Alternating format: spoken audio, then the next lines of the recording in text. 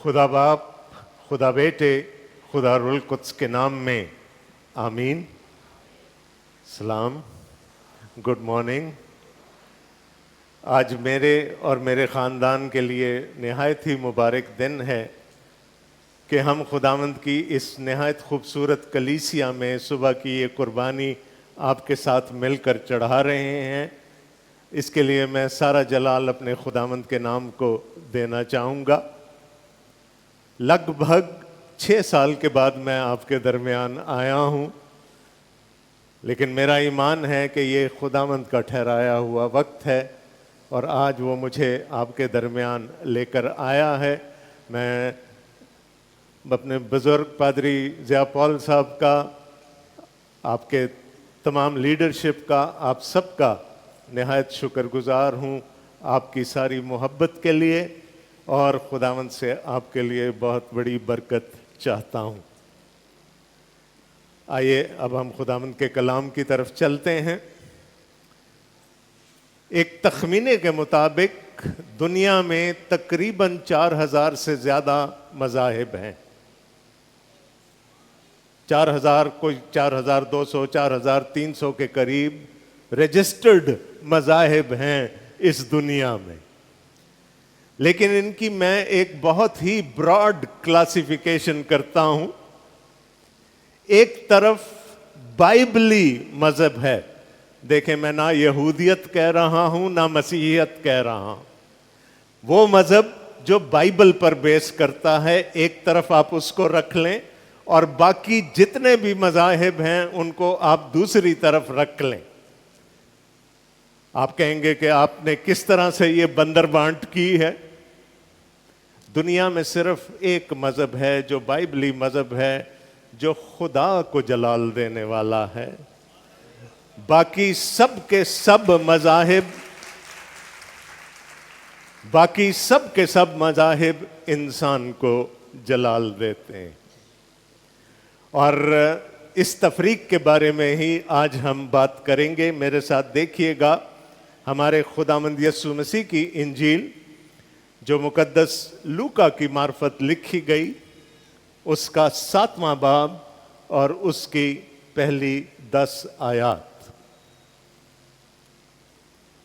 مقدس لوکا کا انجیلی بیان، اس کا 7واں باب اور پہلی آیت سے کچھ یوں لکھا ہے: جب وہ لوگوں کو اپنی سب باتیں سنا چکا تو کفرنہوم میں آیا، اور کسی صوبیدار کا نوکر جو اس کو عزیز تھا بیماری سے مرنے کو تھا۔ اس نے یسوع کی خبر سن کر یہودیوں کے کئی بزرگوں کو اس کے پاس بھیجا اور اس سے درخواست کی کہ آ کر میرے نوکر کو اچھا کر۔ وہ یسوع کے پاس آئے اور اس کی بڑی منت کر کے کہنے لگے کہ وہ اس لائق ہے کہ تو اس کی خاطر یہ کرے، کیونکہ وہ ہماری قوم سے محبت رکھتا ہے اور ہمارے عبادت خانہ کو اسی نے بنوایا۔ یسوع ان کے ساتھ چلا، مگر جب وہ گھر کے قریب پہنچا تو صوبیدار نے بعض دوستوں کی معرفت اسے یہ کہلا بھیجا کہ اے خداوند تکلیف نہ کر، کیونکہ میں اس لائق نہیں کہ تو میری چھت کے نیچے آئے۔ اسی سبب سے میں نے اپنے آپ کو بھی تیرے پاس آنے کے لائق نہ سمجھا، بلکہ زبان سے کہہ دے تو میرا خادم شفا پائے گا، کیونکہ میں بھی دوسرے کے اختیار میں ہوں اور سپاہی میرے ماتحت ہیں، اور جب ایک سے کہتا ہوں جا تو وہ جاتا ہے، اور دوسرے سے آ تو وہ آتا ہے، اور اپنے نوکر سے کہ یہ کر تو وہ کرتا ہے۔ یسوع نے یہ سن کر اس پر تعجب کیا اور پھر کر اس بھیڑ سے جو اس کے پیچھے آتی تھی کہا، میں تم سے کہتا ہوں کہ میں نے ایسا ایمان اسرائیل میں بھی نہیں پایا۔ اور بھیجے ہوئے لوگوں نے گھر میں واپس آ کر اس نوکر کو تندرست پایا۔ آمین۔ ایک واقعہ خداوند یسوع مسیح کی زمینی زندگی سے جو میں نے ابھی آپ کے سامنے تلاوت کیا، ایک کہانی ہے جو کہ مقدس لوکا نے اور دوسرے اناجیل نویس نے بھی اپنے بیانوں میں شامل کی ہے، اور آج اسی کہانی پر ہم غور کریں گے۔ اور سمجھنے کی خاطر سے اس حوالے کو میں 2 حصوں میں تقسیم کروں گا۔ پہلی 5 آیات میں ہم دیکھیں گے وہ مذہب جو انسان کو جلال دیتا ہے، اور پھر 6 آیت سے لے کر 10ویں آیت تک ہم دیکھیں گے وہ مذہب جو خدا کو جلال دیتا ہے۔ میں نے شروع میں آپ کو کہا تھا کہ میں دنیا کے مذاہب کو 2 حصوں میں بانٹتا ہوں، ایک طرف بائبل کا مذہب ہے اور دوسری طرف تمام مذاہب ادیان ہیں۔ ایک خدا کو جلال دیتا ہے اور باقی سب انسان کو جلال دیتے ہیں۔ اگر ہم مقدس لوکا کے انجیلی بیان کا 6 باب پڑھیں تو ہمیں وہاں پر یہ نظر آتا ہے کہ خداوند یسوع مسیح نے تعلیم دیتے ہوئے ایک بہت مصروف دن گزارا۔ جس چیز کو مقدس متی پہاڑی واز کے طور پر اپنے انجیلی بیان کے 5ویں، 6 اور 7ویں ابواب میں شامل کرتے ہیں، مقدس لوکا اس کو اختصار کے ساتھ اپنے انجیلی بیان کے 6 باب میں شامل کرتے ہیں۔ اب تعلیم دے کر یسوع شام کو لکھا ہے، جب وہ لوگوں کو اپنی سب باتیں سنا چکا تو کفرنہوم میں آیا۔ ہم سب کو یہ معلوم ہوگا کہ جب خداوند یسوع مسیح نے اپنی گلیلی خدمت کا آغاز کیا، اپنی زمینی خدمت کے 2 سال کا آغاز کیا، تو انہوں نے کفار ناہوم، عبرانی میں اس کو کفار ناہوم کہا جاتا ہے، اس شہر کو اپنا مسکن بنایا، اپنا مرکز بنایا۔ اس کے معنی ہیں امید کا شہر۔ یسایہ نبی نے یسوع مسیح کے آنے سے تقریباً 750 سال پہلے یہ پیش گوئی کی تھی کہ زبلون اور نفتالی کے علاقے سے، وہ علاقہ جس کو پہلے خدا نے ذلیل کیا، وہاں سے ایک بڑی روشنی چمکے گی، اور یسوع مسیح کی پیدائش سے تقریباً 150 سال پہلے وہاں پر اس شہر کو آباد کیا گیا، کفار ناہوم یعنی امید کا شہر۔ تو یسوع مسیح ایک مصروف دن گزار کر شام کو واپس کفرنہوم پہنچے ہیں، اور لکھا ہے وہ کسی صوبیدار کا نوکر جو اس کو عزیز تھا، بیماری سے مرنے کو تھا۔ یہاں پر ایک صوبیدار کا ذکر آ گیا، اور اس صوبیدار کے بارے میں لوکا ہمیں 9ویں آیت میں بتاتے ہیں، یسوع نے یہ سن کر اس پر تعجب کیا اور پھر بھیڑ سے جو اس کے پیچھے آتی تھی کہا، میں تم سے کہتا ہوں کہ میں نے ایسا ایمان اسرائیل میں نہیں پایا۔ تو اگر آپ میری طرح سے بائبل مقدس کے طالب علم ہیں تو آپ پوچھیں گے نا، وہ کون سا ایمان تھا جس نے خداوند یسوع مسیح کو حیرت میں ڈال دیا؟ یسوع اکثر باتوں پہ تعجب نہیں کرتے تھے، لیکن اس صوبیدار کے ایمان پر خداوند یسوع مسیح نے تعجب کیا۔ تو پھر ہمیں جاننا ہے نا کہ اس کے ایمان میں ایسی کیا چیز تھی جس نے خداوند کو مجبور کر دیا کہ وہ متعجب ہوں۔ تو یہاں پر صوبیدار کا ذکر ہے، اس کے ایمان کا ذکر ہے، اور آج ہم کھوجنے کی کوشش کریں گے کہ کیا ایسی بات تھی اس صوبیدار کے ایمان میں۔ اب صوبیدار رومی فوج کا ایک رینک ہے، سینچورین انگریزی میں ہم اس کو کہتے ہیں، تو سینچری 100 سپاہی جس کے نیچے ہوتے تھے اس کو صوبیدار کہا جاتا تھا۔ یہ ایک اختیار والا افسر ہے رومی فوج کا، اور آپ کو معلوم ہونا چاہیے کہ اس زمانے میں روم تقریباً آدھی دنیا پر حکومت کرتا تھا۔ اچھا، ایک اتفاق ہے کہ ویسے تو یہودی رومیوں سے بڑی نفرت کرتے تھے، لیکن خدا کے کلام میں جب بھی کسی صوبے دار کا ذکر آیا ہے تو اچھے الفاظ میں آیا. یہاں پر ایک صوبے دار ہے جس کے ایمان پر خداوند یسوع مسیح تعجب کر رہے ہیں. ایک اور صوبے دار تھا، شاید یہی ہو، جو خداوند یسوع مسیح کی صلیب کے نیچے بیٹھا تھا، ان کے مرنے کا انتظار کر رہا تھا تاکہ سرٹیفکیٹ لکھ کے دے سکے موت کا. اور لکھا ہے کہ جب خداوند یسوع مسیح نے اپنی جان دی تو وہ کہہ اٹھا، بے شک یہ خدا کا بیٹا ہے.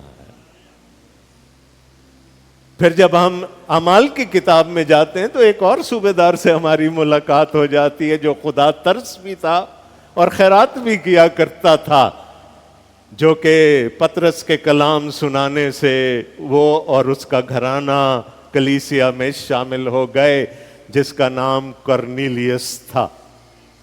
تو جہاں جہاں بھی خدا کے کلام میں صوبے داروں کا ذکر آیا ہے، بڑے اچھے طریقے سے، بڑے اچھے الفاظ میں آیا ہے، اور یہ بھی ایک بڑا اچھا صوبے دار ہے. اس کا نوکر بیمار ہے اور لکھا ہے وہ نوکر اس کو عزیز تھا. اب یہ رومی فوج کا صوبے دار ہے جو کہ کفار نحوم میں بیسڈ ہے، یعنی وہاں جو چھاونی ہوگی وہاں پر اس کا مسکن ہے. تو یہ روم سے جب چلا ہوگا تو نوکروں کو ساتھ لے کر تو نہیں چلا ہوگا نا. تو گمان یہ کیا جاتا ہے کہ اس کے نوکر چاکر جو اس کے گھر میں کام کرتے ہوں گے وہ یہودی ہوں گے، وہیں سے انہوں نے اپنے لیے نوکر چن لیے ہوں گے. تو خود یہ رومی ہے، ہمیں نہیں پتا کہ اس کی نیشنلٹی کیا ہے، وہ شامی بھی ہو سکتا ہے، وہ یونانی بھی ہو سکتا ہے، لیکن وہ رومی فوج کا افسر ہے، وہ غیر یہودی ہے. اور گمان یہی ہے کہ اس کا نوکر جو یہودی تھا وہ بیمار ہے. اور کتنا بیمار ہے؟ قریب المرگ ہے. تو اس کے دل میں اپنے نوکر کے لیے محبت ہے، وہ ترس رکھتا ہے اپنے اس نوکر کے لیے. کوئی اور ہوتا تو کہتا چلو ٹھیک ہے بیمار ہے، اس کو اپنے گھر واپس بھیج دو، میرے لیے کوئی صحت مند نوکر لے کر آؤ، لیکن اس نے یہ نہیں کیا. وہ فکر مند ہے اپنے نوکر کے لیے. اور وہ کیا اس نے کیا کیا؟ یہ صرف زبانی کلامی فکر مندی نہیں ہے، وہ کچھ کرنا چاہتا ہے اس کے لیے. اس نے یسوع کی خبر سن کر یہودیوں کے کئی بزرگوں کو اس کے پاس بھیجا اور اس سے درخواست کی کہ آ کر میرے نوکر کو اچھا کر. یسوع چونکہ کفار نحوم میں ہی رہتے ہیں، خبر اس تک بھی پہنچ گئی ہوگی کہ یہ بیماروں کو تندرست کر دیتا ہے، بدروحوں کو نکال دیتا ہے. تو کیا کیا اس نے؟ سفارش ڈلوائی. کہاں گیا؟ یہودیوں کے بزرگوں کے پاس گیا اور ان سے کہا کہ جا کر یسوع سے میری سفارش کر دو کہ وہ آ کر میرے نوکر کو اچھا کر دے. آج کل تو کسی فوجی کو کسی کو بلانا ہوتا تو ڈالا بھیجا جاتا ہے نا، یہ اچھا آدمی ہے، شریف آدمی ہے، درخواست کی ہے، سفارش کی. وہ یسوع کے پاس آئے، یعنی یہودیوں کے بزرگ جن سے اس نے کہا تھا کہ جا کر میری سفارش کر دو، وہ یسوع کے پاس آئے اور اس کی بڑی منت کر کے کہنے لگے کہ وہ اس لائق ہے کہ تو اس کی خاطر یہ کرے، کیونکہ وہ ہماری قوم سے محبت رکھتا ہے اور ہمارے عبادت خانہ کو اسی نے بنوایا. بڑا اچھا آدمی ہے. تو اچھا آدمی ہے، اپنے نوکر کی فکر بھی کر رہا ہے، منت کر رہا ہے یسوع کی کہ وہ اس کو اچھا کرنے کے لیے آئے. اور کیا لکھا ہے؟ وہ ہماری قوم سے محبت بھی رکھتا ہے، اور یہ جو کفارنہوم میں جو سیناگوگ ہے، جو عبادت خانہ ہے، یہ اسی نے تعمیر کروایا ہے. He deserves، ہے نا، وہ اس لائق ہے، وہ اس قابل ہے کہ جا کر تو اس کے نوکر کو اچھا کر. اب یہ کون کہہ رہا ہے یہ ساری باتیں؟ یہ یہودیوں کے بزرگ کہہ رہے ہیں. کیا یہ بائبلی مذہب ہے؟ وہ اس لائق ہے. کیا ہم کسی لائق ہیں؟ کیا ہم اس لائق تھے کہ خدا ہم پر اپنا فضل کرتا؟ پس جب تم گناہگار ہی تھے تو مسیح تمہاری خاطر. ہم میں سے کوئی اس لائق ہے کہ خداوند کے سامنے کھڑا ہو کے کہہ سکے خداوند میں بڑا لائق ہوں، میں نے یہ بھی کیا، میں نے وہ بھی کیا، اس لیے میں تیرے فضل کا حقدار ہوں؟ کیا یہ بائبلی مذہب ہے؟ Is anyone worthy؟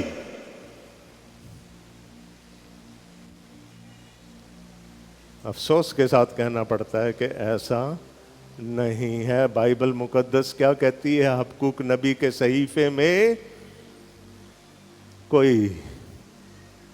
کوئی بھی راست باز نہیں ہے، ایک بھی نہیں. آپ کو یاد ہوگا اسی انجیلی بیان کے 17ویں باب میں یسوع نے ایک تمثیل فرمائی. 2 شخص تھے عبادت خانہ میں عبادت کرنے گئے، ایک فریسی اور ایک گنہگار محصول لینے والا.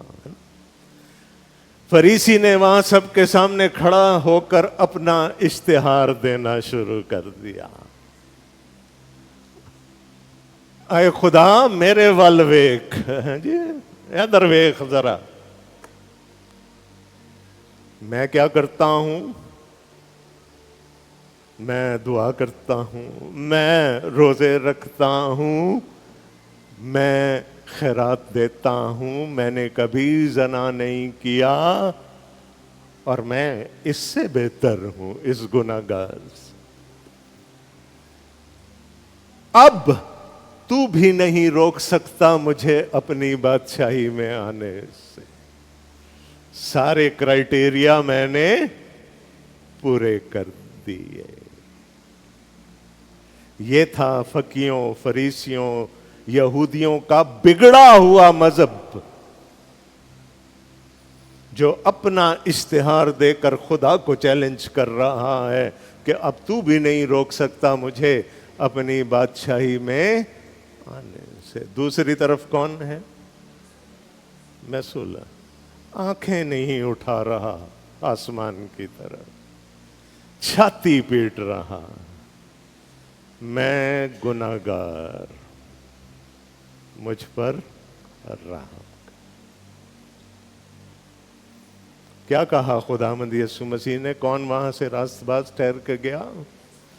محصول لینے والا، جس نے اپنی آنکھیں بھی نہیں اٹھائیں خداوند کی طرف. یسوع مسیح نے کہا تھا جب تک تمہاری راست بازی فقیوں اور فریسیوں کی راست بازی سے زیادہ نہیں ہوگی تم خدا کی بادشاہی کو دیکھ بھی نہیں سکتے. تو لوگ تو فقیوں اور فریسیوں کی راست بازی کی قسمیں کھایا کرتے تھے. کیسے ہو سکتی ہے ہماری راست بازی ان کی راست بازی سے زیادہ؟ ایک ہی طریقہ ہے، وہ اپنی راست بازی پر بھروسہ کرتے تھے. ہمارے لیے خدا نے ایک اور راست بازی بھیج دی. پولس رسول رومیوں کے خط کے 3 باب میں کہتے ہیں اب خدا کی ایک ایسی راست بازی ظاہر ہوئی ہے جس کا مدار شریعت کے اعمال پر نہیں. ہماری راست بازی صرف اس صورت میں فقیوں اور فریسیوں کی راست بازی سے زیادہ ہو سکتی ہے جب ہم مسیح کی راست بازی کو اوڑھ لیں۔ یہ بزرگ کیا کہہ رہے ہیں؟ وہ اس لائق ہے کہ تو جائے، ہے نا، اس کے لیے ایسا ہی کرے، وہ اس لائق ہے۔ اب یہ کون ہے؟ یہودیوں کے بزرگ۔ کیا بائبل مقدس کی یہ تعلیم تھی جو وہ یہ کہہ رہے ہیں کہ وہ اس لائق ہے؟ He deserves, he has earned this place، تجھے جانا چاہیے، ہے نا۔ بہت دفعہ لوگ ہم سے سوال کرتے ہیں، پتہ نہیں آپ سے کرتے ہیں یا نہیں، ہاں جی وہ عبدالستار عیدی کا کیا ہوگا، وہ خدا کی بادشاہی میں جائے گا یا نہیں؟ اس نے تو بڑے نیک کام کیے، یا دوسرے لوگوں کا نام لے کر پوچھتے ہیں۔ تو بائبلی مذہب جو ہے، جو بائبل کا دین ہے، جو بائبل کی راہ ہے، وہ انسان کی نفی کرتی ہے، لیکن غلط تعلیم کی وجہ سے بہت سارے یہودی اس زوم میں پڑ گئے تھے کہ وہ اپنے کاموں سے خدا کی راست بازی کو جیت سکتے۔ آپ کتنی اچھی طرح سے سن رہے ہیں، تو میں آپ کو وجہ بھی بتا دیتا ہوں یہ کیوں ہوا۔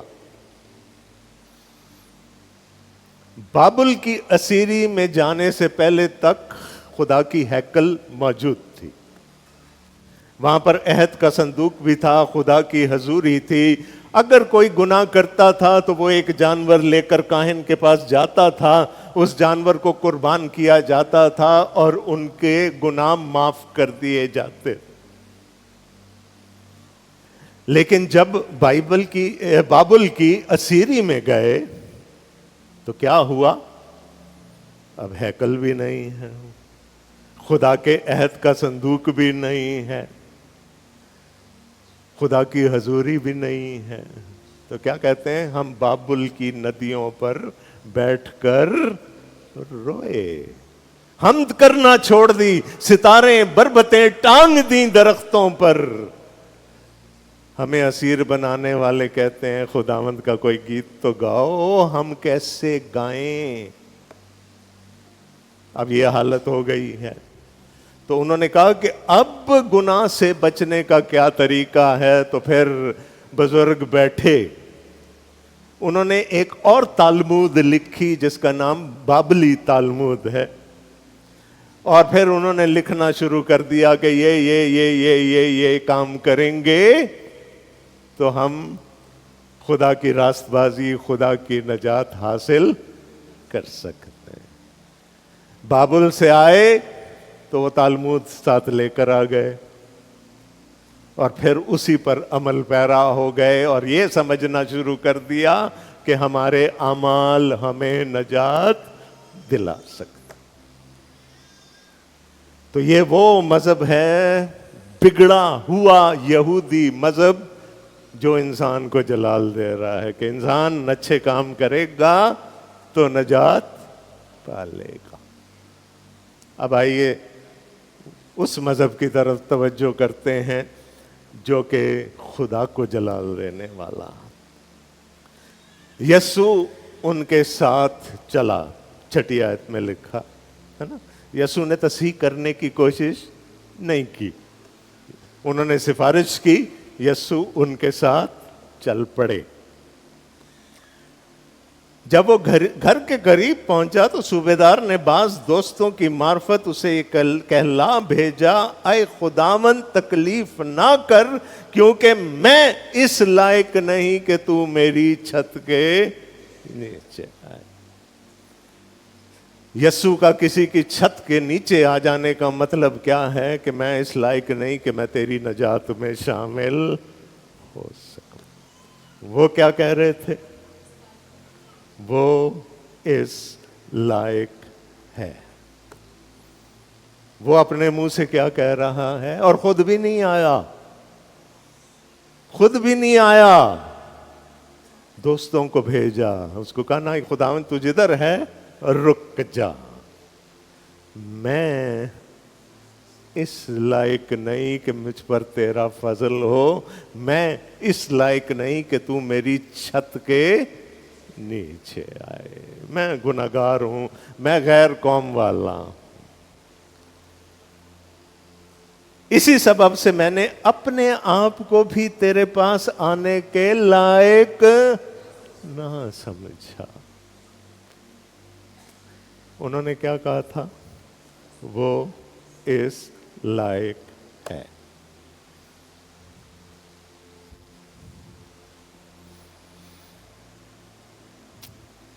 بلکہ زبان سے کہہ دے تو میرا خادم شفا۔ تو یہودیت اس وقت تک اس قدر بگڑ چکی تھی کہ اب ان کا کوئی چارہ نہیں تھا سوائے اس کے کہ وہ یسوع مسیح پر ایمان لے کر آئیں۔ چلیں میں آپ سے 2-4 سوال کر لیتا ہوں تاکہ آپ بھی انوالوڈ رہیں۔ ابھی ہم نے گایا بادلوں پر یسوع جلد آ رہا ہے، آئے گا نا؟ سب کا ایمان ہے؟ ہاتھ کھڑے کریں۔ سب کا ایمان ہے؟ آمین۔ کیا کرنے کے لیے آئے گا؟ جی ہمیں ساتھ لے جانے کے لیے یا اس سے بھی پہلے کوئی کام کرے گا؟ جی عدالت کرے گا۔ بہت اچھے۔ تو جب وہ عدالت کرے گا تو ہماری بھی ہوگی، ہوگی کہ نہیں ہوگی؟ لکھا ہے عدالت خدا کے گھر سے شروع ہوگی۔ تو جب وہ عدالت کرے گا تو پھر ہمیں بھی ہمارے گناہوں کی سزا ملے گی؟ ہاں نہیں؟ ہاں ہاں جی ہاں نہیں؟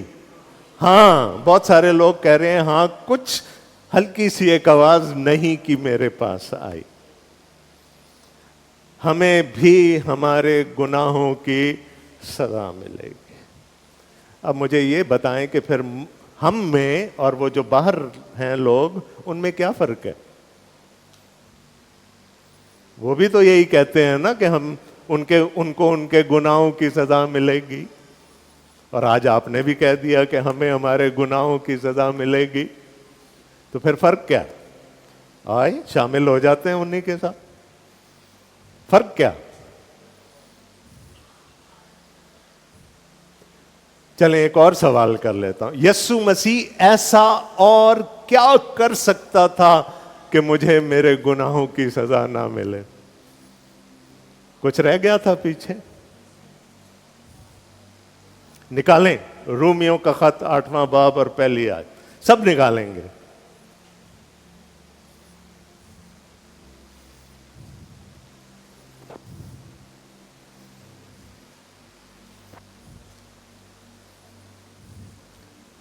اور سارے مل کر بلند آواز سے پڑھیں، پس اب پڑھتے رہیں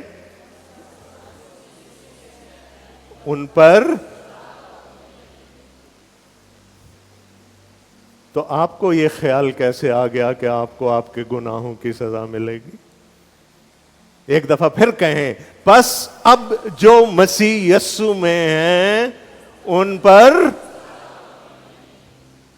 اب ایک دوسرے کی طرف منہ کر کے ایک دوسرے کو کہیں میں مسیح یسوع میں ہوں، مجھ پر سزا کا حکم نہیں۔ کریں ایک دوسرے کی طرف منہ کریں۔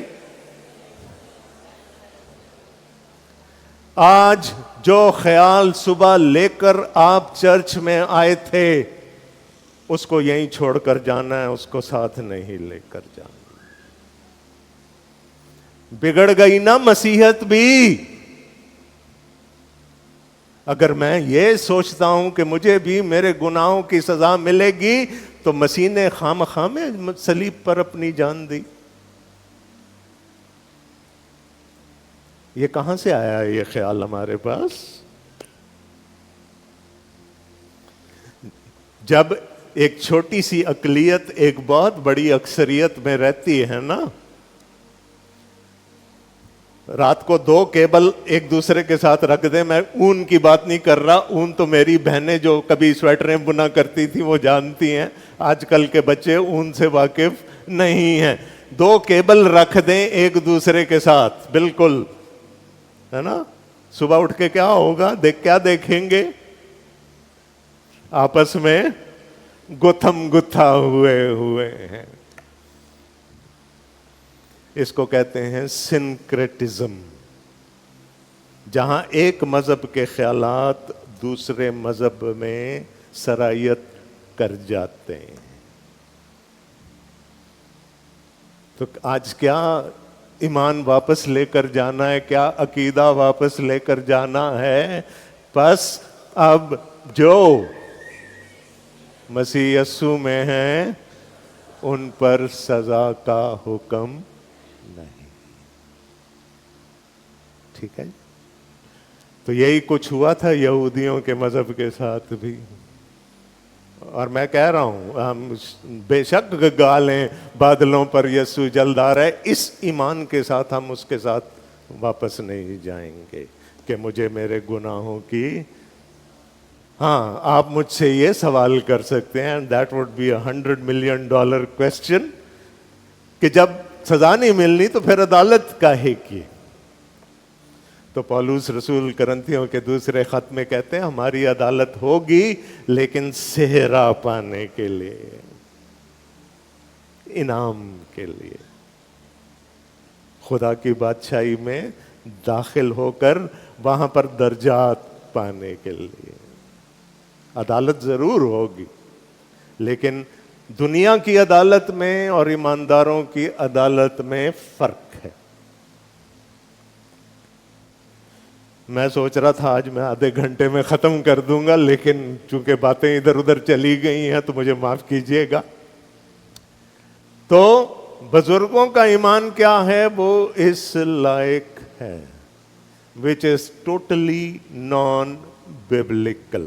میں کسی جوگا نہیں. جب میں اپنے غیر مسیحی دوستوں سے بات کرتا ہوں اس موضوع پر, اور میں ان کو کہتا ہوں کہ جی بائبل کا مذہب ایک طرف اور دوسرے تمام مذاہب ایک طرف,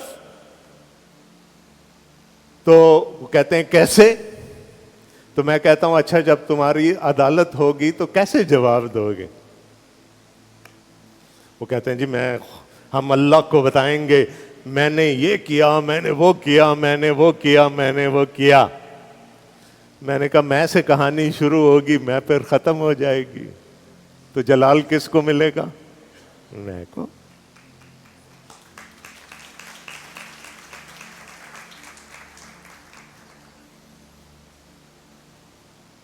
میں نے کہا جب میں جاؤں گا خدا کی عدالت میں تو میں سر جھکا کے کھڑا ہو جاؤں گا کہ اے خداوند میں گناہگار,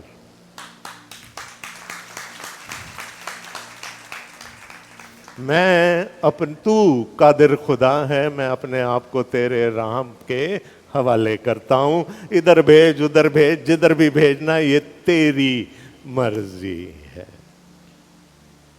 تو جلال کس کو ملے گا, خدا کو ملے گا. تو کیا کہہ رہے ہیں, میں اس لائق نہیں کہ تو میری چھت کے نیچے آئے, میں تو اس لائق بھی نہیں کہ تیری حضوری میں آ سکوں. تو زبان سے کہہ دے تو میرا نوکر شفا پائے گا, کیونکہ میں بھی دوسرے کے اختیار میں ہوں اور سپاہی میرے ماتحت ہیں, اور جب ایک سے کہتا ہوں جا تو وہ جاتا ہے, اور دوسرے سے آ تو وہ آتا ہے, اور اپنے نوکر سے کہ یہ کر تو وہ کر.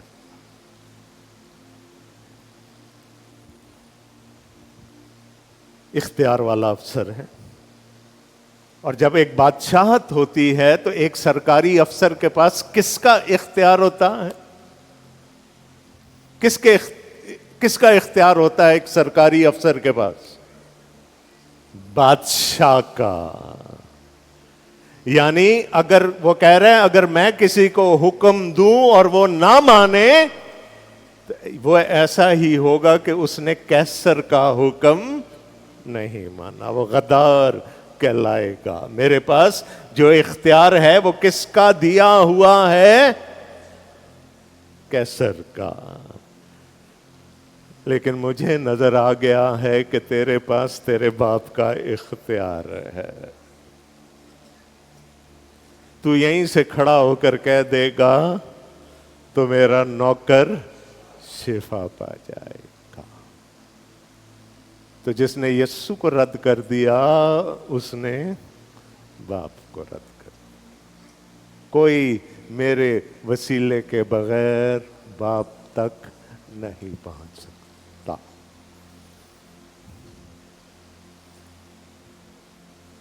یہ تھا یس. اب دو کام کیے اس صوبیدار نے. پہلے اس نے اپنا مقام پہچان لیا, میں کون ہوں. کہ میں اس لائق نہیں کہ تو میری چھت کے نیچے آئے, میں تو اس بات کا بھی اہل نہیں کہ میں تیرے قریب آ سکوں, ہے نا. اپنا مقام پہچان لیا. اور پھر اس نے یسوع کا مقام پہچان لیا کہ تو تیرے پاس اختیار ہے. اور کون سا اختیار ہے؟ وہ ڈیوائن اتھارٹی, وہ الہی اختیار ہے. تو نجات پانے کے لیے اور کیا چاہیے اگر یہ دو کام ہو جائیں؟ اگر گناہگار اپنے گناہگار ہونے کا اختیار کر لے, اقرار کر لے, اور مسیح کے خداوند ہونے کا اقرار کر لے, اور کچھ چاہیے نجات پانے کے لیے, تو نجات اس سے دور تو نہیں ہے نا, ہے نا. بہت قریب آ گیا ہے نجات کے. اور یہ ایک واقعہ نہیں ہے. میں نے ابھی آپ کو فریسی اور محصول لینے والے کی مثال دی تھی. یسوع مسیح صلیب پر لٹکے ہوئے ہیں.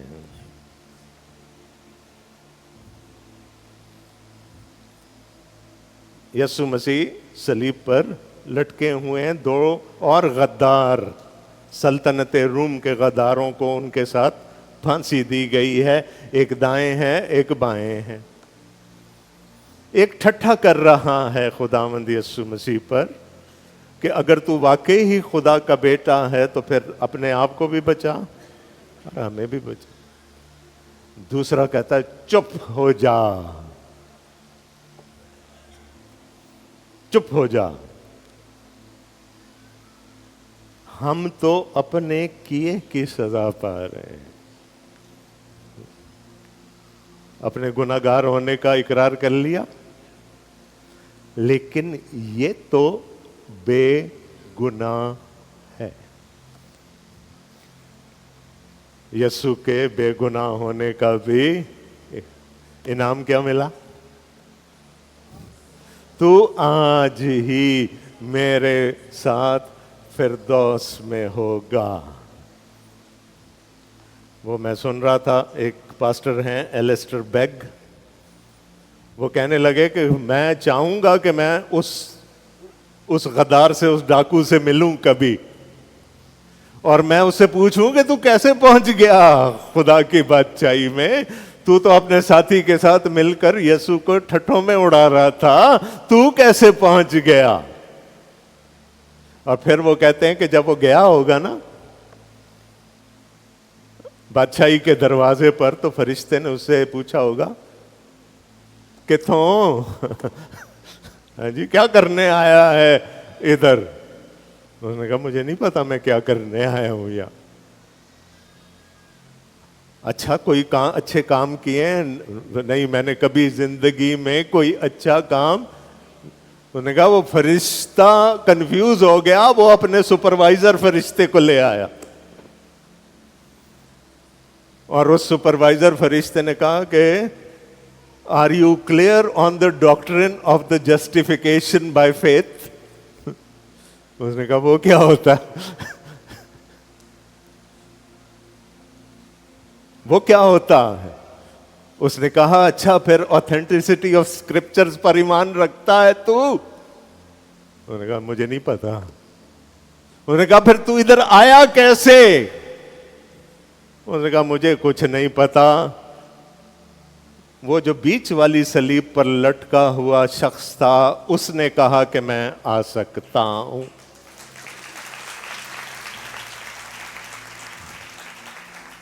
The man on the middle cross said that I could. یہ ہے دوستو میری اور آپ کی کوالیفیکیشن جو ہمیں خدا کی بادشاہی میں لے کر جائے گی. میں ککھ بھی نہیں، لیکن وہ جو بیچ والی صلیب پر لٹکا ہوا تھا نا، اس نے کہا مجھ پر ایمان رکھو گے تو خدا کی بادشاہی میں جا سکو. یہ ہے بائبل کا مذہب جو خدا کے نام کو جلال دیتا ہے، جو پہلے ہم سے درخواست کرتا ہے کہ پہلے اقرار کر لو کہ میں کچھ بھی نہیں، میں کسی لائق نہیں. لائق ہے تو میرا خداوند ہے نا. مکاشفہ 5 باب میں یوحنا نے دیکھا ایک تمار تھا جو خدا کے ہاتھ سے نکلا.